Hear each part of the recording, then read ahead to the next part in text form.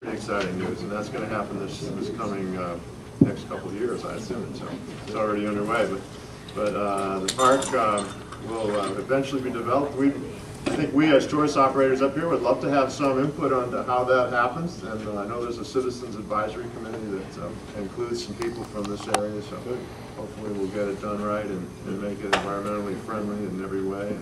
And one of my requirements for the Commissioner of Natural Resources, because I think that agency affects probably more people in Minnesota more directly than almost any other agency, is to have somebody who's a good listener and is going to involve people who are the stakeholders in any project. So that's for sure. Well, it should enhance your property values. The mayor's back here. Yes, Senator. How are you, Mayor? Fine, thank you. As mayor of the fine community, local government aid has taken a hit. I mean, and you've heard it from all the other mayors in the state. What's your plan? How are you going to help us? Warren is our budget. He's a city councilor. He's our budget chairman. We're preparing for a cut. We don't want to cut, but if we have to, just remember that we're at the bone now. And I want you to understand that. We cut now with people. And we don't want to cut jobs. It's the last thing we want to cut. But I want you to remember that in Ely, if our LGA gets cut again, it's going to hurt. But how would you do it without cutting? Well, my budget for the next biennium provides for an additional $100 million for LGA, which is a restoration of the cuts that were made over the last 2 years. And I'm committed to that. And I've heard from so many mayors, including, say, the mayor in International Falls and others, you know, who were promised that LGA would be protected, and then that promise wasn't kept. And as a result, in their case, they reduced the property tax levy as a city, and then had to come back a year later and raise it back up to make up for that difference. And so it's both the lack of trust and the lack of being able to believe in a commitment that's made. So, and I was down in Austin 2 days ago, heard again from the mayor down there, the city council, a little over half their budget comes from LGA. How crucial that is. I was up in Wadena shortly after the tornado up there the last spring to help with the cleanup, and the mayor took me around and said, you know, we're a poor community here in Wadena. 1/3 of the households in Wadena have a net worth of less than $15,000. He said we couldn't have afforded the early warning system that prevented any loss of life.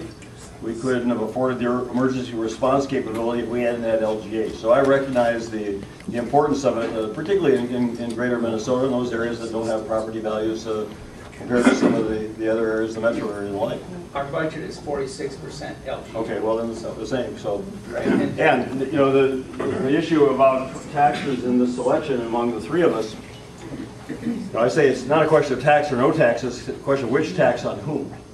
And you know, my proposal was to raise the income tax rate on the top income earners, the top 4%, and Mr. Horner would extend the sales tax to clothing and to consumer services like car repairs and haircuts. And Representative Emmer, by cutting local government aids, the Minnesota Department of Revenue, the three of us has agreed as our arbiter, says for every dollar cut in local government aids, property taxes goes up by 67 cents.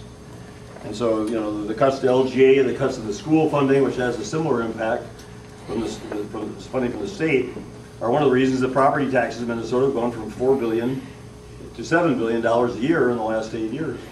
And property tax, as you know, falls most heavily on middle-income taxpayers. They pay 5 times more than top-income earners. It's really the most unfair tax because you have to pay it whether or not your business or your farm is producing a profit, whether you even have a job or an income. So, you know, and another statistic, of course, is Minnesota businesses pay 4 times more in property taxes than they do in the corporate tax.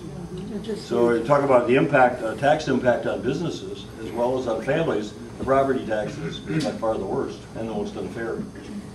Thank you. Yeah, thank you. Thanks for pointing that out. I think it was July or August. I don't know. Hopefully you saw it or read it. That the Star and Trib did a whole 4-part series on shoreline restorations. Are you familiar with that? And the water quality issue? Yes. Yeah, absolutely. I read that. And correct me if I'm wrong, that special commission was started at the beginning of the term of the administration. And they came forth with their recommendations, and basically it has been shut down. And my question to you is, how do you feel about starting that back up, can we do, and they also said because it was shut down, that to start it back up and get it going and get some regulation in to preserve our shorelines, thus improve our fishing, the water quality, and that leads us back to tourism. Is there a way to get that back? How do you feel about that? And can it be expedited? Well, so I'm clear, I remember a couple of investigative reports. One was on the water quality, and the other was on the shoreline property. The governor talking about the shoreline Yes. property. Actually, Yeah, where Governor Plenty basically abrogated the process, and the Commissioner of DNR was prepared to move ahead, and then Governor Plenty just cut it off. Right. Well, you know, again, in deference to a new administration bringing in a new commissioner of DNR, I would want to appoint that person and ask her or him to review the status and see where it stands today. I don't think there's a need to go back to square one, but I want the commissioner to consult with, again, the involved parties, the stakeholders, and see if they were included in the process up until now, you know, given the fact that no final decisions have been made. If the process has been one that's involved people, then it seems to me you can pick it up where it is. If people have been excluded, and I remember hearing from one person who represents private property owners that they felt excluded from the ongoing process, then we'd have to look and see whether it can be repaired or what needs to be done. But we do need to move ahead with it, for sure. Thank you.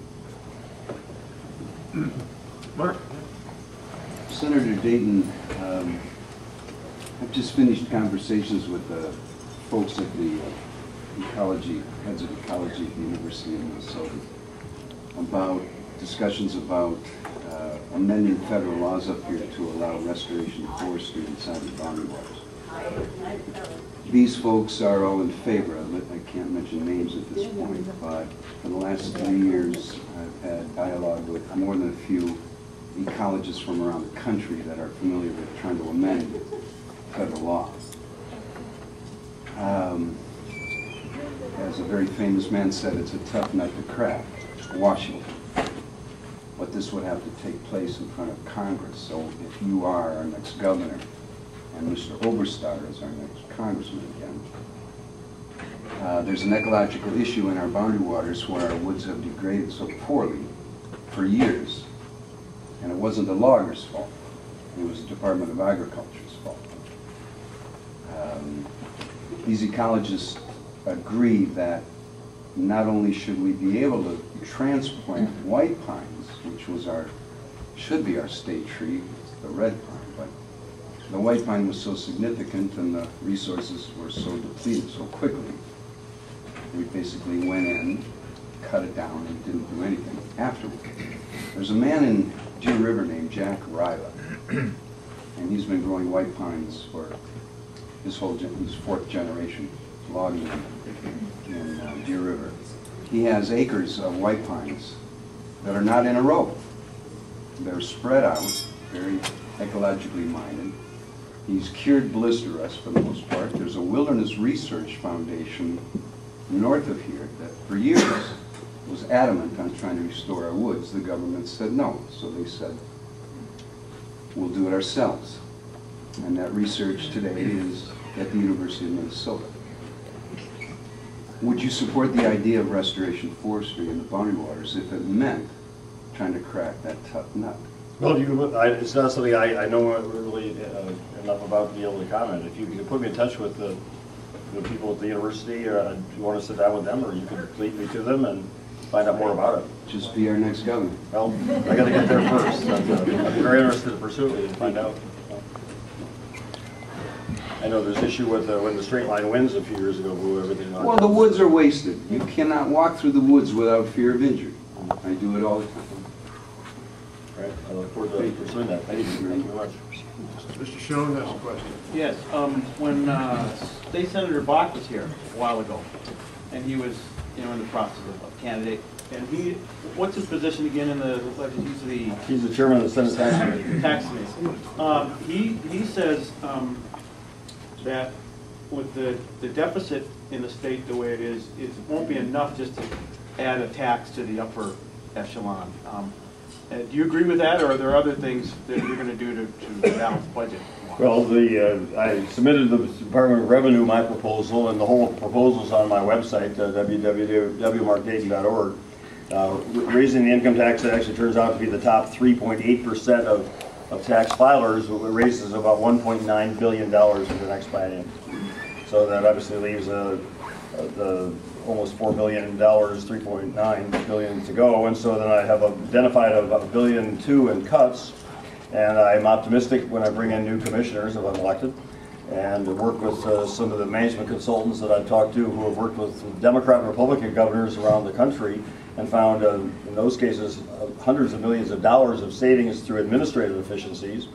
That'll be another sizable reduction in that. And then I've also looked at, proposed to close some of the I call them tax loopholes that allow people to avoid paying their fair share of taxes. I mean, my basic principle about taxes is they should be fair.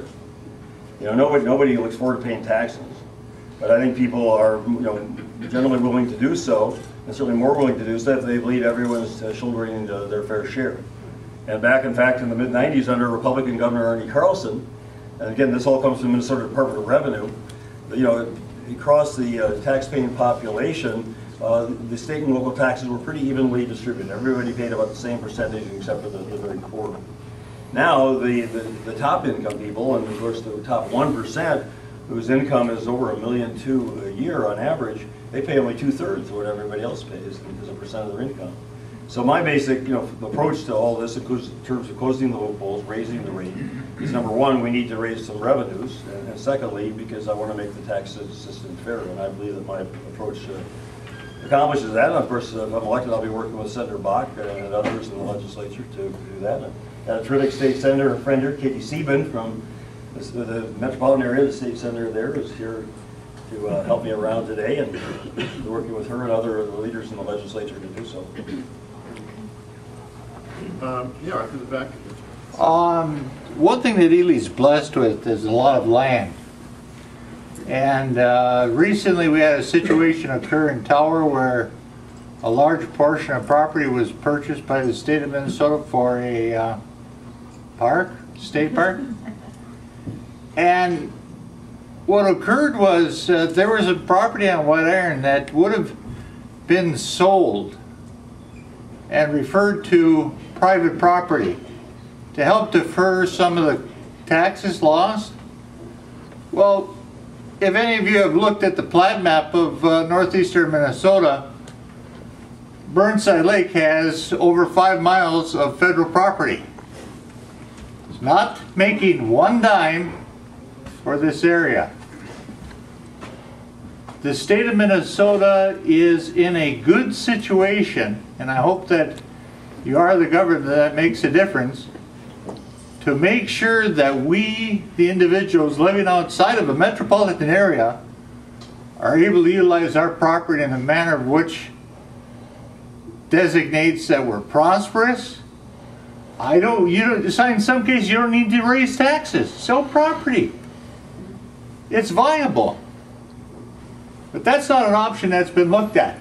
And what happened on this property on White Iron, Bach put it on there and Bach took it off. I don't think that should happen. I don't think there should be 1 foot of property owned by the federal government, the state government, or local government on a beautiful lake. So my question to you is this: when these situations come about, you as governor would stand with us and for us and helping to regenerate income from property that should be utilized.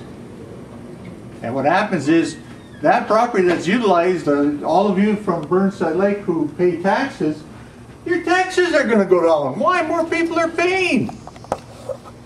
This whole area can be solved not by taxing people, but by making things available. I'm done. Well,